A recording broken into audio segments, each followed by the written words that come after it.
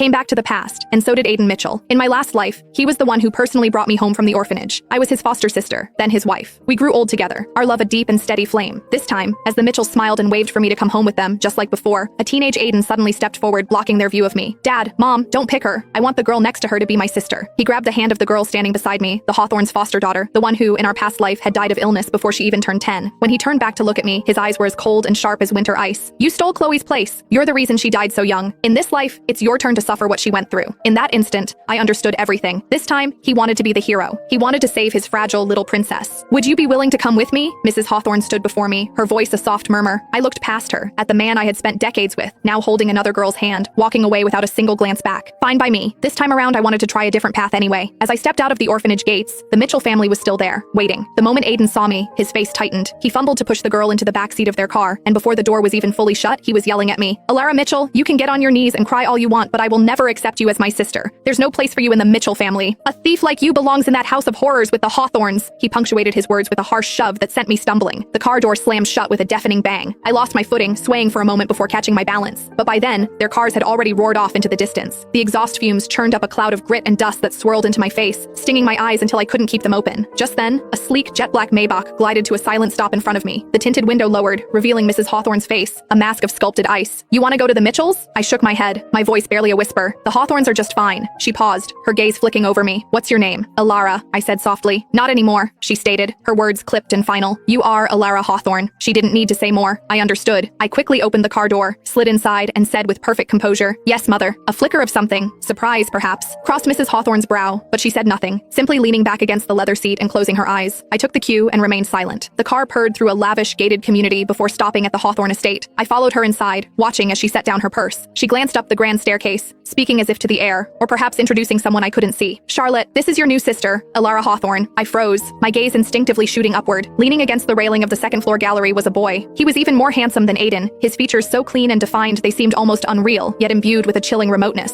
I had no idea how long he'd been standing there, watching in complete silence. My stomach dropped. So this was Charlotte Hawthorne? He was nothing like I remembered. In my past life, he'd been sent abroad shortly after I was taken in by the Mitchells. I didn't see him again for many years. By then, he was the head of the Hawthorne Empire, his face a roadmap of scars, his presence terrifying. He was ruthless in business and frightening in appearance. Behind his back, the elite circles called him the Hawthorne Reaper. I forced a smile and called out softly, Hello, brother, but it was as if he hadn't heard me. He remained motionless, his eyes as cold and empty as still water. Don't mind him, Mrs. Hawthorne said flatly. He's always been like that, prefers his own company. With that, she summoned